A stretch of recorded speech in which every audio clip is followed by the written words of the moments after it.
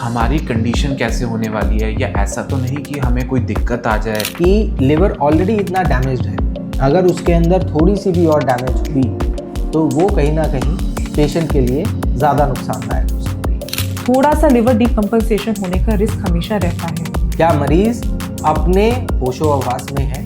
पकड़े नहीं जाते हैं और एक तरह की शंका पैदा करते हैं। भी मरीज जिसके अंदर शक होता है कि लिवर का कैंसर है, जिनका लिवर नॉर्मल है, उनमें भी कभी कभार HCC डेवलप। मेरा नाम डॉक्टर चारू गुप्ता है। मैं एक गैस्ट्रोएंटरोलॉजिस्ट एंड हेपेटोलॉजिस्ट हूँ। आज हम बात करेंगे HCC यानी कि हिपैटोसेलुलर कार्सिनोमा के बारे में, जो कि एक किस्म का लिवर कैंसर है। HCC 80 to 90% लिवर सिरोटिक्स के बीच में पाया जाता है। लिवर सिरोसिस कैसे होता है?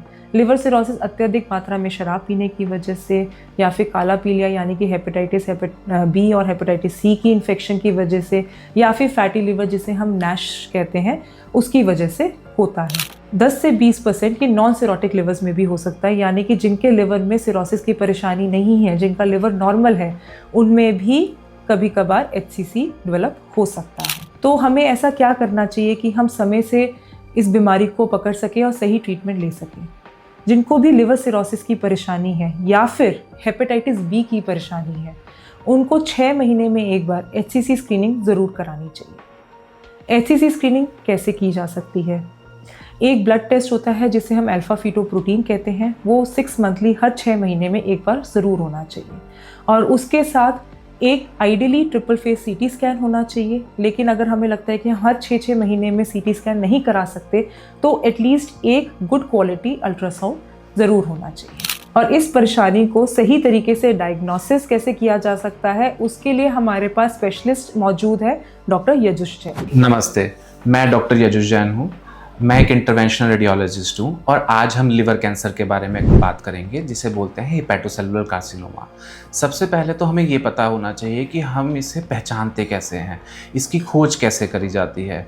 तो कोई भी मरीज़ जिसके अंदर शक होता है कि लिवर का कैंसर है, उस पेशेंट को सबसे पहले एक CT स्कैन करवाना चाहिए। ट्रिपल फेस CT स्कैन बोलते हैं इसके अंदर। इसमें 3 फेज़ लिए जाते हैं, जिससे हमें पता लग जाता है कि ये कैंसर है या किसी और प्रकार की बीमारी है। इसके अलावा हम दूसरा कौन सी जांच करवा सकते हैं? MRI की जांच करवा सकते हैं। जैसे CT है उसी प्रकार से ट्रिपल फेस MRI हमें ये बताने में हेल्प करता है कि ये किस प्रकार का कैंसर है। लगभग 90 से 95% कैंसर्स CT और MR के द्वारा ही पते लग जाते हैं और उनके बेसिस पे ही आगे ट्रीटमेंट शुरू करा जा सकता है। बट फिर भी 5 से 10% कैंसर्स ऐसे होते हैं जो CT और MR के ज़रिए पकड़े नहीं जाते हैं और एक तरह की शंका पैदा करते हैं। ऐसे केसेस के अंदर हमें बायोप्सी करवानी पड़ती है। बायोप्सी से क्या होता है? बायोप्सी में हम एक टुकड़ा लेते हैं उस कैंसर के जगह का, जिसकी वजह से हमें ये पता लग जाता है कि ये किस प्रकार का है, इसके अंदर का जेनेटिक्स क्या है और हमें किस प्रकार की पद्धति इसमें इस्तेमाल करनी है। अगर ये कैंसर डायग्नोज हो जाता है, डिटेक्ट हो जाता है, तो उसके बाद क्या हो सकता है, क्या होता है और क्या करना चाहिए, किस तरीके से आगे प्रोसीड करना चाहिए। लिवर कैंसर एक बार डिटेक्ट हो गया तो उसके अंदर बायोप्सी कब करनी है, कब नहीं, डॉक्टर यजुष आपको ऑलरेडी अच्छे से एक्सप्लेन कर चुके हैं। अब बात आती है कि इसकी स्टेजिंग कैसे करें। जैसे कि हमें पता है हर कैंसर के अंदर स्टेजिंग बहुत इंपॉर्टेंट है, पर इस कैंसर की स्टेजिंग थोड़ी अलग है, क्योंकि इसकी स्टेजिंग में सिर्फ और सिर्फ साइज इंपॉर्टेंट नहीं है, इसमें लिवर के बेसलाइन फंक्शन भी उतने ही इंपॉर्टेंट है, जिसको कि असेस करना बहुत ज़रूरी है। और उसके लिए कुछ टेस्ट किए जाते हैं, जिसमें से कुछ ब्लड टेस्ट होते हैं और कुछ क्लिनिकल एग्जामिनेशन से रिलेटेड टेस्ट होते हैं। उनके पता होने के बाद एक स्कोरिंग होती है, जिसे चाइल्ड पुग स्कोरिंग के नाम से जाना जाता है। उसको कैलकुलेट किया जाता है। कैलकुलेट होने के बाद हमें ये पता चलता है कि हमारा लिवर एक्चुअली बेसलाइन कितना हेल्दी है। ये सब होने के बाद हमें ये देखना होता है कि मरीज की क्या हालत है, क्या मरीज अपने होशो-हवास में है, क्या मरीज उतना काम कर पा रहा है जितना वो कैंसर के डिटेक्ट होने से पहले कर पा रहा था, क्या मरीज कहीं और ज़्यादा उसकी हालत बिगड़ तो नहीं गई है। इन सब चीज़ों को हम ECOG परफॉर्मेंस स्टेटस नाम के एक स्केल पे मेजर करते हैं। जब ये सब हमारे पास डाटा अवेलेबल हो जाता है तो उसमें फिर साथ में पेशेंट के कैंसर का साइज़, उसका नंबर, इन सब चीज़ों पे ध्यान देते हुए उसको बार्सिलोना क्लासिफिकेशन के हिसाब से यूजुअली, जो कि मोस्ट कॉमनली एक्सेप्टेबल क्लासिफिकेशन है, क्लासिफिकेशन जिसकी बहुत सी हैं बट जो मोस्ट कॉमनली एक्सेप्टेबल क्लासिफिकेशन है वो है बार्सिलोना क्लासिफिकेशन। उसके हिसाब से स्टेज किया जाता है और उसमें हमें यह पता चलता है कि क्या ये BCLC क्लास 0 है, क्लास A है, क्लास B, C और D। तो अब क्लास 0 और क्लास A के जो पेशेंट होते हैं उसके अंदर यूजुअली हम सर्जरी प्रेफर करते हैं, क्योंकि ये कैंसर इतने छोटे होते हैं कि इनको अगर निकाला जा सकता है तो इससे पूरी तरह से निजात पाई जा सकती है। और जनरली ऐसे पेशेंट्स में लिवर भी काफ़ी हद तक हेल्दी रहता है। अगले जो क्लास B के पेशेंट्स होते हैं उसके अंदर हमें बहुत सारे लोगों से बात करने के बाद, डॉक्टर्स को भी आपस में बात करने के बाद, जैसे हमने इस पेशेंट, जो अभी पेशेंट के बारे में आगे डॉक्टर यजुष आपको एक्सप्लेन करेंगे, उसके बारे में भी हमने 3-4 डॉक्टर्स ने जब एक टीम में बैठकर बात करी थी, तब हम एक डिसीजन ले पाते हैं कि इस पेशेंट को हमने किस तरीके से ट्रीट करना है। क्या इसके अंदर हम कैंसर को लिवर के अंदर ही ख़त्म कर सकते हैं, कि हमें इसके अंदर कैंसर की कुछ दवाई पहले देनी होगी, फिर हम लिवर उसको इसके लायक बना सके कि उसको लिवर के अंदर ख़त्म कर सके।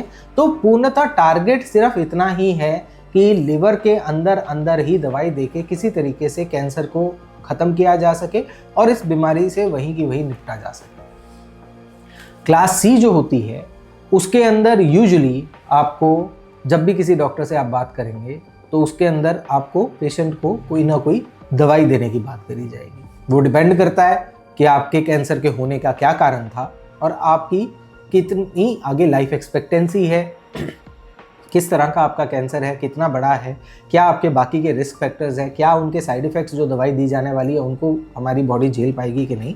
उनके हिसाब से जो ऑप्शंस अवेलेबल हैं हम पेशेंट को ऑफर कर सकते हैं।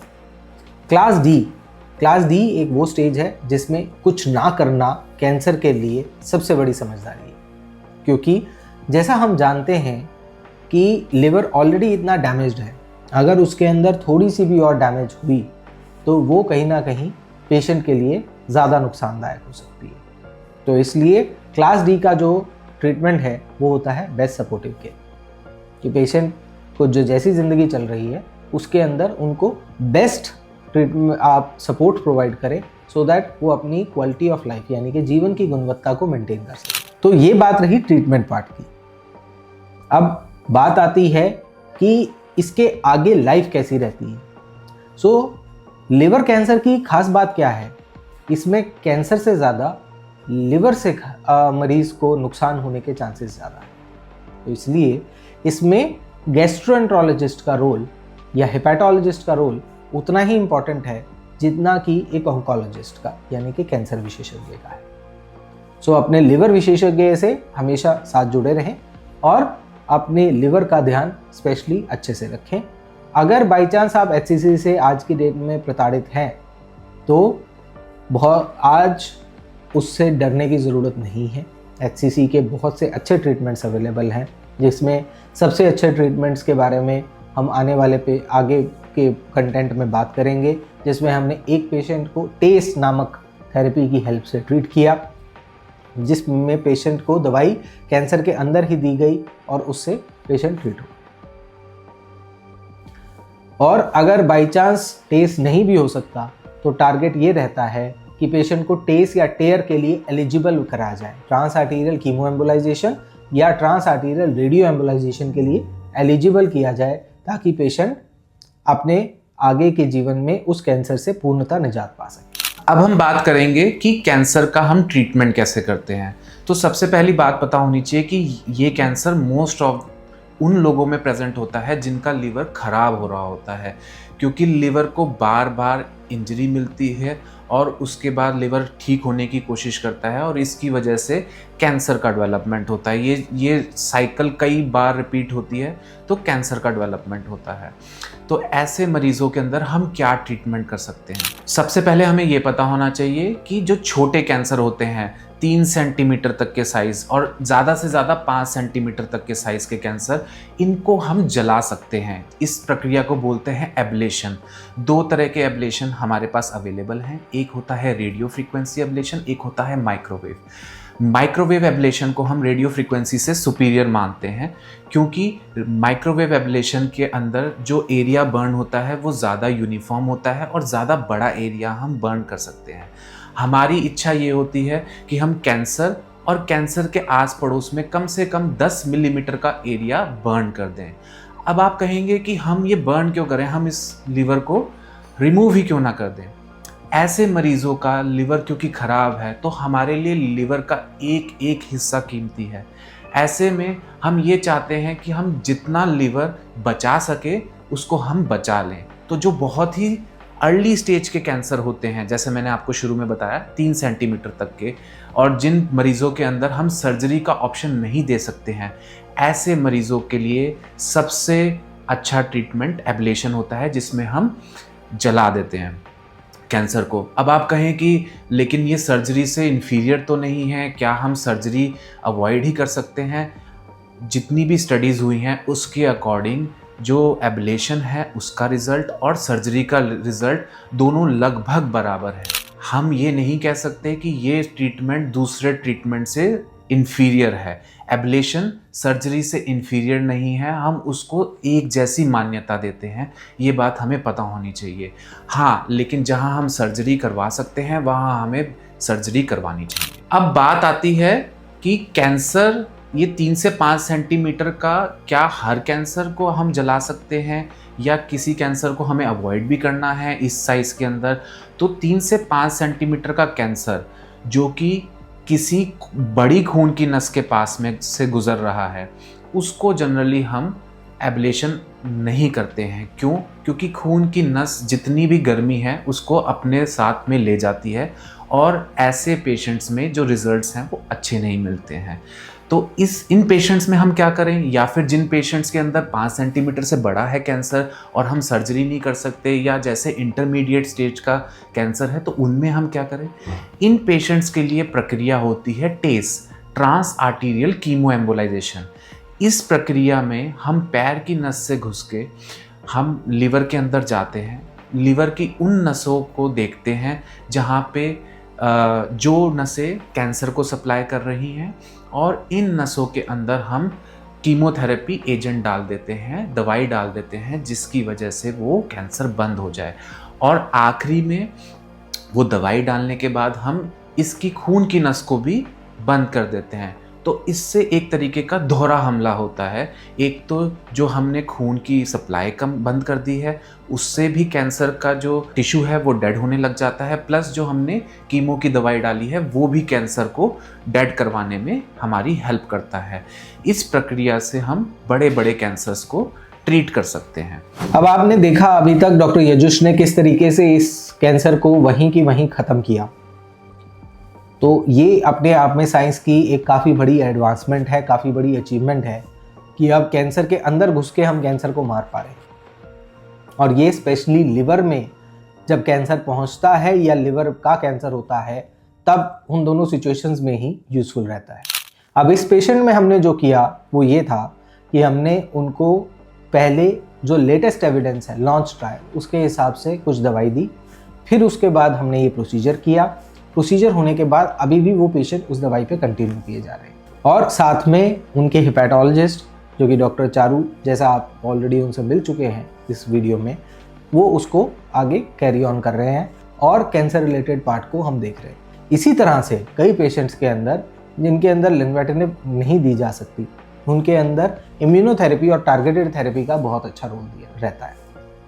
उन पेशेंट्स में भी टारगेट यही रहता है कि किस तरीके से इस कैंसर को श्रिंक कर दिया जाए, और अगर वो बाई चांस श्रिंक नहीं होता है तो एटलीस्ट स्टेबल कर लिया जाए, और अगर श्रिंक हो जाता है तो टारगेट इज कि उसको हम दोबारा से टेस या टेयर करें। प्रोसीजर करते कैसे हैं? जैसे मैंने आपको समझाया शुरू में कि इंटरवेंशन रेडियोलॉजिस्ट एक तरह से कार्डियोलॉजी की तरह ही है। हम खून की नसों के ज़रिए लिवर के कैंसर वाले एरिया में पहुंचते हैं, पैर की नस से हम इसको एक्सेस करते हैं, और जहाँ पे खून की नस की सप्लाई है उस जगह पे जाके हम इसकी कीमोथेरेपी दवाई छोड़ देते हैं। जैसा कि अभी हमने डॉक्टर सुहास कीर्ति सिंगला से और डॉक्टर यजुष जैन से समझा है कि इस परेशानी को किस तरीके से डायग्नोस करना है और किस तरीके से ट्रीट करना है, उसके साथ साथ एक बहुत इम्पॉर्टेंट चीज़ है जिनको भी लिवर सिरोसिस की परेशानी है उनके अंदर HCC डेवलप होने के सालाना तकरीबन 5% चांसेस होते हैं। लिवर सिरोसिस के अंदर ही ज़्यादातर HCC होता है, जैसे कि हमने पहले बात करी है। और कोई भी थेरेपी देने के बाद थोड़ा सा लिवर डिकम्पनसेशन होने का रिस्क हमेशा रहता है। डिकम्पनसेशन जैसे कि कभी कभार पेट में पानी भर जाता है, पेशेंट को बहुत ज़्यादा कमज़ोरी महसूस होती है, उनको दिमाग में गफलत बन सकती है, खून की उल्टी की परेशानियां भी आ सकती हैं। तो हमें शुरू से ही इस चीज़ को लेकर सतर्क रहना होता है, रेगुलर टेस्ट कराने होते हैं और टाइमली ट्रीटमेंट देना होता है, ताकि हम लिवर डिकम्पनसेशन को आइडियली प्रिवेंट कर सके और यदि वो डेवलप हो जाए तो उसको सही समय पे कंट्रोल कर सके, ताकि वो कैंसर का ट्रीटमेंट सही तरीके से झेल सके। फाइनली हमें ये पता होना चाहिए कि इस प्रोसीजर के बाद हमारी कंडीशन कैसे होने वाली है, या ऐसा तो नहीं कि हमें कोई दिक्कत आ जाए या कोई इसी तरह की परेशानी हो जाए।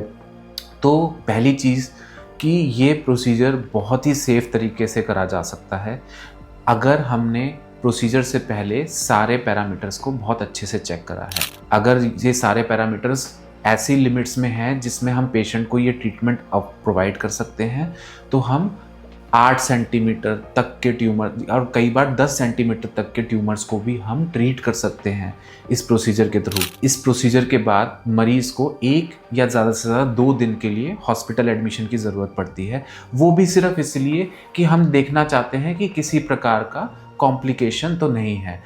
प्रोसीजर के बाद हल्का बुखार जैसा महसूस हो सकता है मरीज़ को, वो इसलिए होता है क्योंकि हमने कैंसर के खून की नसें बंद कर दी हैं, तो कैंसर के जो सेल्स हैं वो टूटना शुरू कर देते हैं और उसकी वजह से हल्का बुखार आता है जो 48 से 72 घंटे तक रहता है और सिंपल एक बुखार की दवाई से वो ठीक भी हो जाता है।